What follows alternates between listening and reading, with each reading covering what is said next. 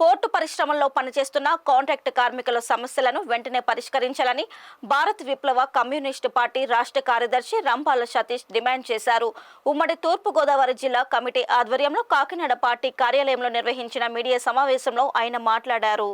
సంవత్సరాలు గడుస్తున్న ప్రభుత్వాలు మారిన పోర్టు పరిశ్రమల్లో పనిచేస్తున్న కాంట్రాక్ట్ కార్మికుల సమస్యలు పరిష్కారం కావడం లేదని ఆవేదన వ్యక్తం చేశారు. యాజమాన్యం కాంట్రాక్టర్ల దోపిడీకి కార్మికులు గురవుతున్నప్పటికీ కార్మిక శాఖ అధికారులు నిమ్మకు నీరెత్తినట్లు వ్యవహరిస్తున్నారని విమర్శించారు.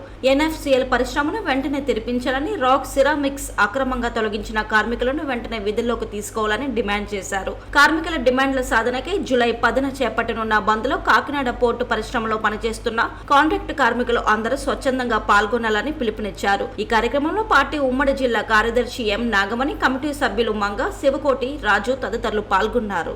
ఎన్ని సంవత్సరాలైనా సరే, ప్రభుత్వాలు మారినా సరే, ఏ ప్రభుత్వం వచ్చినా సరే, ఈరోజు పోర్టు పరిశ్రమల్లో ఉన్నటువంటి కాంట్రాక్ట్ కార్మికులకి వాళ్ళ జీవితాలు మట్టికి ఎక్కడా కూడా బాగు చేసే ఆలోచన కానీ ప్రయత్నం కానీ ఏ ప్రభుత్వాలు చేయడం లేదు. ఈరోజు ముఖ్యంగా కాకినాడ పరిశ్రమలో వేలాది మంది కార్మికులు పనిచేస్తూ ఉన్నారు. ఎవ్వరికి కార్మిక చట్టాలు అమలు కావడం లేదు. మేము ప్రధానంగా డిమాండ్ చేసేది ఏంటంటే ఎన్ఎఫ్సిఎల్ పరిశ్రమను తెరవాలి. అలాగే రాక్ సిరామిక్స్లో ఉన్నటువంటి ఉద్యోగులు కార్మికుల్ని చాలా మందిని తొలగించి రోడ్ల మీదకి తెచ్చిన పరిస్థితి ఈరోజు రాక్ సిరామిక్స్లో ఉంది. వాళ్ళని కూడా వెంటనే తీసుకోవాలి. ఈ వ్యవస్థ మారాలి. కాంట్రాక్ట్ కార్మికుల సత్తా ఏంటో మేము జూలై 10వ తారీఖున భారత విప్లవ కమ్యూనిస్ట్ పార్టీ కాకినాడ పోర్టు పరిశ్రమలు బంద్కు పిలిపిస్తా ఉన్నాం.